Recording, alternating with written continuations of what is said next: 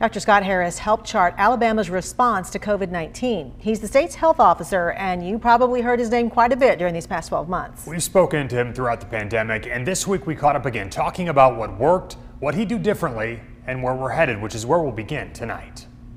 I just want to remind people that we really are optimistic. We really do know our way out of this, but we're not out of the woods yet. Dr. Scott Harris has been on the front lines of the state's response to this pandemic since day one, by the governor's side as the state charted its way through an unprecedented health crisis. The last time we had a pandemic on this scale was over 100 years ago, and obviously there aren't many people who have any recollection of that. Dr. Harris says this was not the type of pandemic they could have prepared for, so they had to start from square one. We've come a really long way. I have to say that state has actually done very well. I'm very proud of our department, but very proud of our state overall. But it's been a long year. He said Alabama did well getting testing out and increasing PPE supply. And one of the biggest challenges, communication, saying it was difficult to craft a consistent message that reached everyone regardless of where you got your news.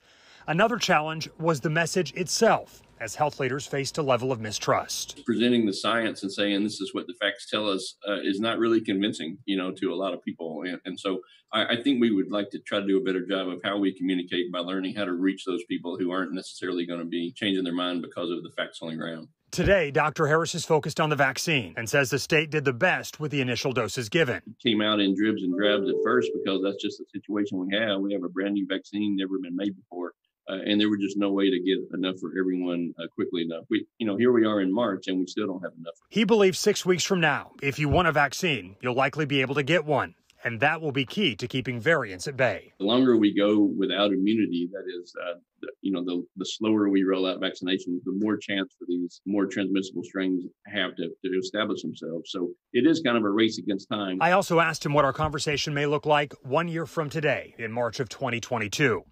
He doesn't believe COVID-19 will disappear altogether, but says we'll be in a far better place, stressing, though, we are not there yet. This is not the time to let your guard down and let something really bad happen to someone you care about when we're so close to being on the other side of it.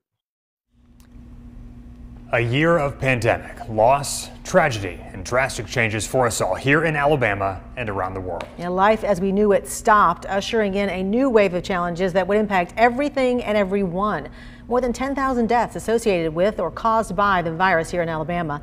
Businesses forced to close, many of those for good. A year of education rocked by COVID-19 and so many other battles that we've all come through. Taking it on together, fighting back, and the whole time staying hopeful. Thanks for joining us and have a good night.